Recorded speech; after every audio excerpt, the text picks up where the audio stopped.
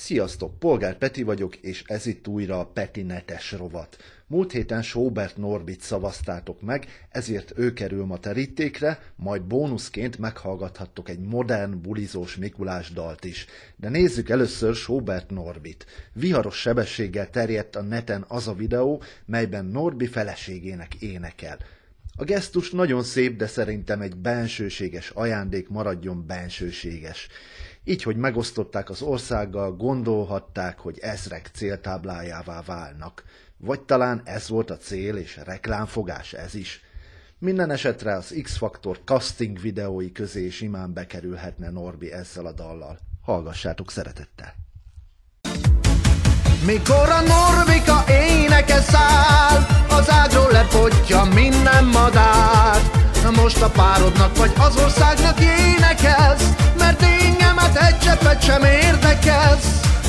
Norbika, úgy kérlek, nyomasd inkább az update-et. Azt is csak úgy szépen halkan, ne virítsál már minden labban. Nincsen épp jó hangod, vágod a bagzó macska, szebben nyávok. Kár, hogy nincs már Mónika show, mert ez a sztori abba való, hogy hallassaj az országvilág, szebb lett volna egy csokor virág. Titokban és meghitten, na azt azért nem hittem, hogy ez nem egy reklámfogás. Beszólnak, azt megy a sápítozás, a rossz leányok régen tudják, ki sarokra áll, azt halomra. Hoppá! Egy egész ország vadul ráccal, nem lehet mindenki náccal, de az meg aztán érdekes, hogy bárki lehet énekes.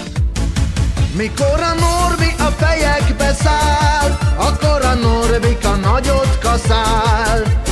Lehet, hogy most őt éppen osztogatom, de ezzel is az ő szekerét tologatom. Mikor a Norbika éneke száll, az ágról lepottya minden madár. Most a párodnak vagy az országnak énekelsz, mert engemet egy cseppet sem érdekelsz.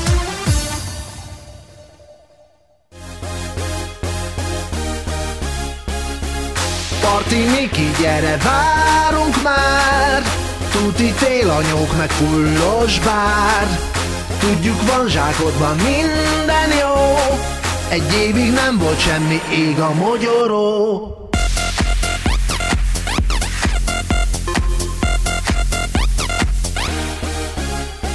Megjött Miki, cső meg hello, mi kell pöcsös, okos teló. Hozzám aztán hiába szaladsz, nincs okos teló, mert hüle maradsz. Hol van már egy télanyó, puttonyozni volna jó. Ez egy gyermekünnep, tudom, vágom, nekem meg már teli a zsákom. Uncsi már a tej meg keksz, inkább fia, meg egy kis szex. Hullapelyhes fehér hó, ez Stól Andrásnak volna jó.